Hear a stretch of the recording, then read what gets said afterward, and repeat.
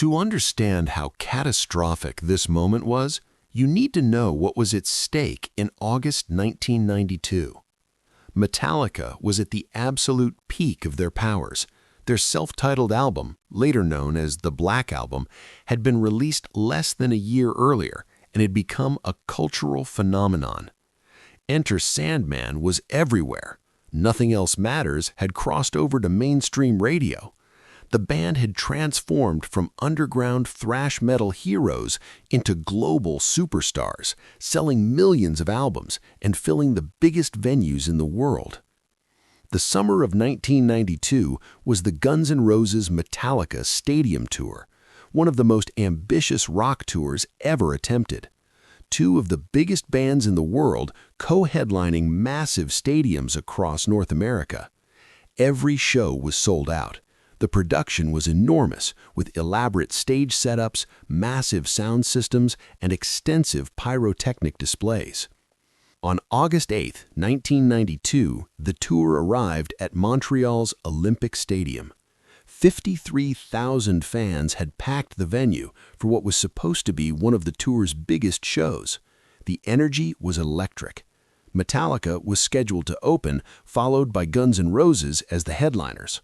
During soundcheck that afternoon, James Hetfield stood on stage looking at the pyrotechnic equipment being positioned around the performance area. The setup was extensive: flame towers, flash pots, and various explosive effects designed to enhance the show's visual impact. Hetfield, known for his dark humor, turned to one of the pyrotechnic technicians. "These flames look pretty intense," he said with a half smile. "What's the worst that could happen?" The tech laughed nervously. "Just stay in your marks, James. The choreography is designed to keep you safe. As long as you're in the right position, you'll be fine." "Right, stay in my marks. Got it." It was a routine exchange, the kind of casual conversation that happens at hundreds of sound checks. Nobody thought anything of it. By showtime, the comment was forgotten.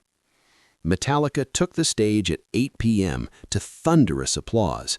The set list was loaded with their biggest hits and fan favorites.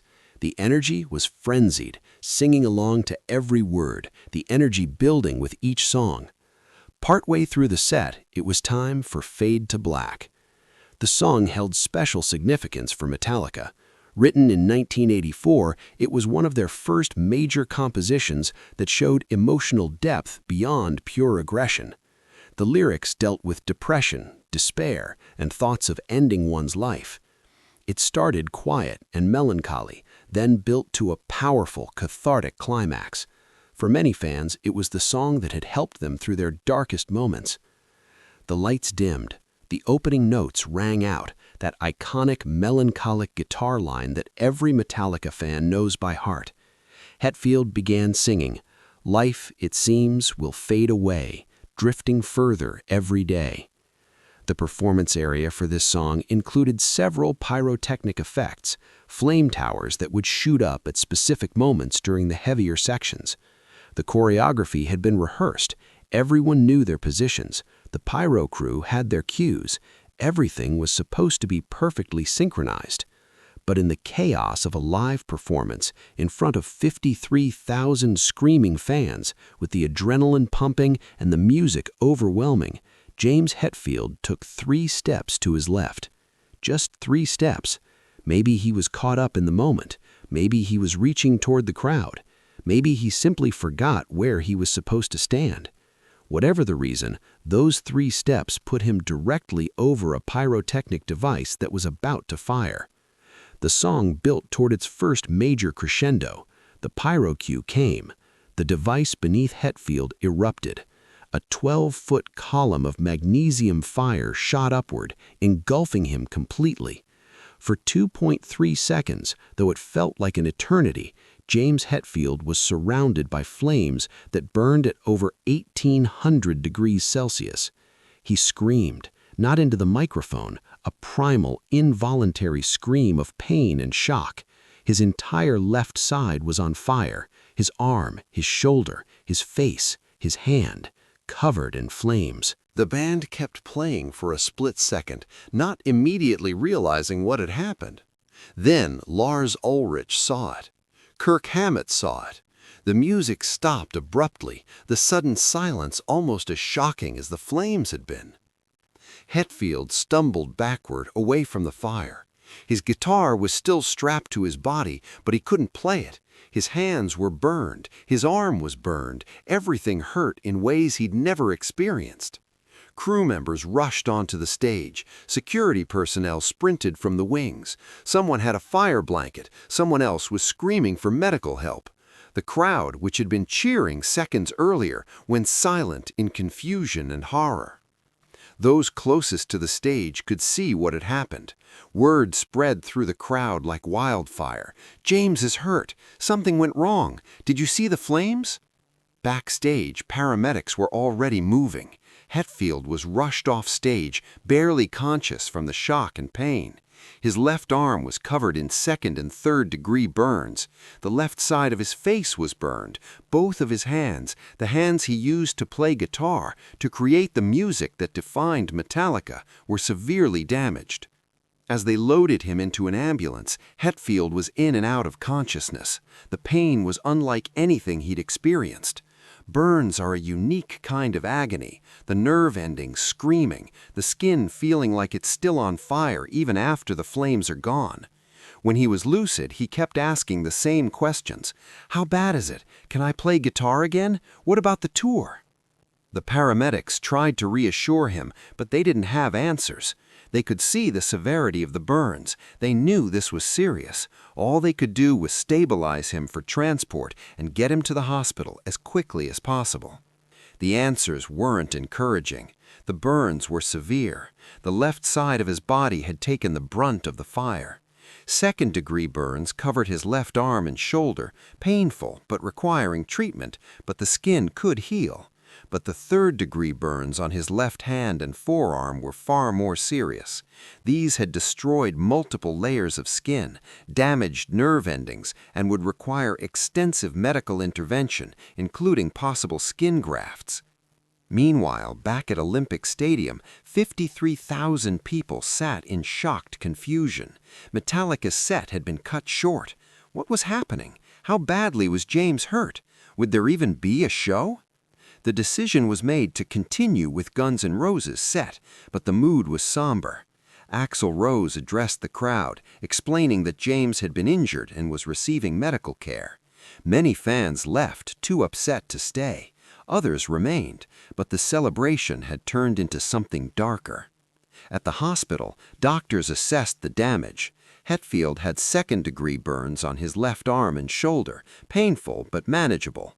But he also had third-degree burns on his left hand and forearm, severe damage that destroyed skin layers and would require extensive medical intervention, including possible skin grafts. The psychological impact was almost worse than the physical pain. James Hetfield had been performing on stage, doing what he'd done thousands of times before, and in an instant his body had betrayed him. Or rather, his position had betrayed him. 3 steps in the wrong direction had changed everything. Over the next days, as Hetfield underwent treatment, the full consequences became clear. He would be hospitalized for 17 days. He would need skin grafts. He would need months of physical therapy. And most devastating for a guitarist, the damage to his left hand might be permanent. Metallica faced an impossible decision. The tour had months of dates remaining. Tens of thousands of tickets had been sold. Canceling would be a financial disaster and would disappoint hundreds of thousands of fans. But continuing without their frontman seemed impossible. They found a compromise. Metallica would continue the tour with James singing but not playing guitar. John Marshall, their guitar tech and a longtime friend, would fill in on rhythm guitar. Hetfield would stand at the microphone, his burned arm bandaged and in a sling, unable to play the instrument that had defined his entire career. The first show back was emotionally brutal.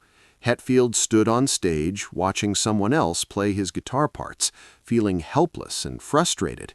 For someone who'd built his entire identity around being Metallica's rhythm guitarist and frontman, standing there unable to play felt like being half a person. His arm hurt constantly. The bandages were visible reminders of what had happened, And every time pyrotechnics went off during the show, even small effects, even flash pots far from where he stood, he flinched involuntarily, his body remembering those 2.3 seconds of fire. The fans could see his struggle. They cheered louder, trying to lift him up, trying to show their support. Many held up signs, "We love you, James," and "Welcome back." But their kindness almost made it harder because he felt like he was letting them down by not being able to give them the full performance they deserved. The psychological trauma of the accident would stay with him for years. He developed a fear of stage pyrotechnics that never fully went away. At future shows, he was hyper-aware of where he stood in relation to any flame effects. The casual confidence he'd had on stage before Montreal was gone, replaced by a wariness that shaped how he performed. For months after the accident, Hetfield couldn't play guitar properly. His hand didn't move the same way. The scar tissue affected his dexterity, creating stiffness where there used to be fluid motion. Chords that had been second nature for 20 years suddenly felt impossible. Fast picking patterns that he could do in his sleep now caused pain and cramping. He had to relearn parts of his technique, working through pain and frustration to regain what he'd lost in 2.3 seconds of fire. Physical therapy sessions focused on rebuilding flexibility and strength in his hand. Occupational therapists helped him adapt his playing technique to work around the damaged tissue.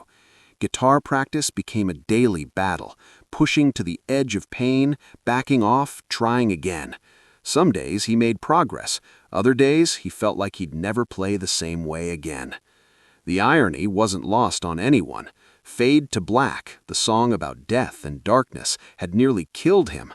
The lyrics he'd been singing when the fire erupted, "Life, it seems, will fade away," took on a horrifying new meaning. What had been a metaphor became terrifyingly literal. In interviews years later, Hetfield would talk about the accident with a dark humor that barely masked the trauma. He said, "I learned an important lesson that night. Don't tempt fate, and definitely don't stand in the wrong spot when there are explosives involved." But he also talked about what the experience taught him about resilience. "I thought my career was over," he admitted. "I thought I'd never play guitar the same way again. And for a while, I couldn't. But you push through, you adapt, you find a way." The recovery process was long and painful. Beyond the physical healing, there was emotional work to do. Hetfield had to confront his fear of being on stage, his anxiety about pyrotechnics, his frustration at his body's limitations. He worked with physical therapists to regain hand mobility. He practiced guitar obsessively, pushing through pain to rebuild his technique. By 1993, he was mostly recovered. The scars remained, visible reminders on his arm and hand of that night in Montreal, but he could play again almost at the level he'd been at before the accident. The tour had continued. Metallica had survived. The incident also changed how the band approached stage production.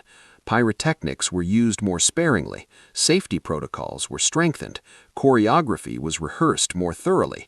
Everyone was more aware of the risks inherent in putting on massive stadium shows. The Montreal accident became part of Metallica lore, a moment when the band came dangerously close to losing their frontman and potentially dissolving at the height of their success. Footage of the accident exists, though it's not widely circulated. Those who've seen it describe it as disturbing, the sudden eruption of flame, Hetfield's reaction, and the chaos that followed.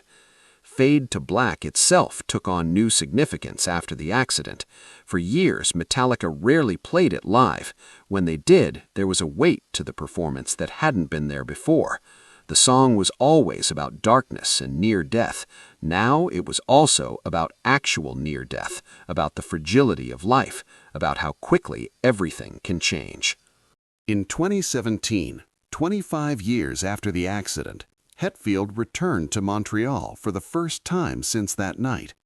The band played the Bell Center, and the setlist included Fade to Black. Before performing it, Hetfield addressed the crowd. "Last time we played Fade to Black in Montreal, things didn't go so well for me," he said with a wry smile. "But I'm still here. We're still here. and we're going to play this song the way it was meant to be played. The performance was cathartic. Hetfield played his guitar parts, the parts he'd been unable to play for months after the accident. The crowd sang along, many of them remembering that night in 1992, celebrating the fact that the band had survived and thrived despite nearly losing everything. The scars on Hetfield's arm are still visible. He doesn't hide them. They're part of his story now, a permanent reminder of the night a song about darkness became all too real. When fans ask about them, he tells them the truth. This is what happens when you stand in the wrong place at the wrong time. This is what happens when fate decides to teach you a lesson. The Montreal pyro accident could have been the end of Metallica. It could have been the end of James Hetfield's career as a guitarist. Instead, it became a chapter in a much longer story, a story about survival, resilience, and the determination to continue making music despite the risks.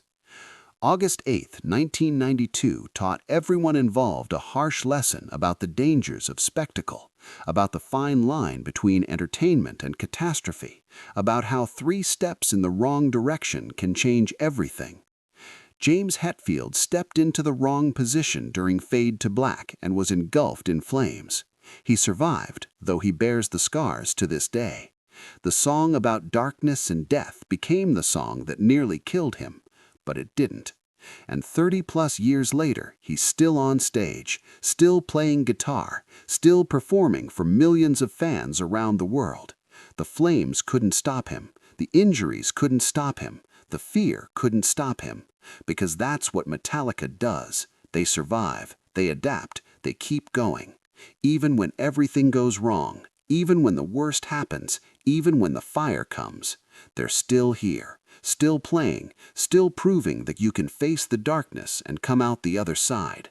That's the real lesson of Montreal. Not that tragedy can strike at any moment, though it can, but that even when it does, you can survive it, you can heal, you can continue. You can fade to black and still come back to the light.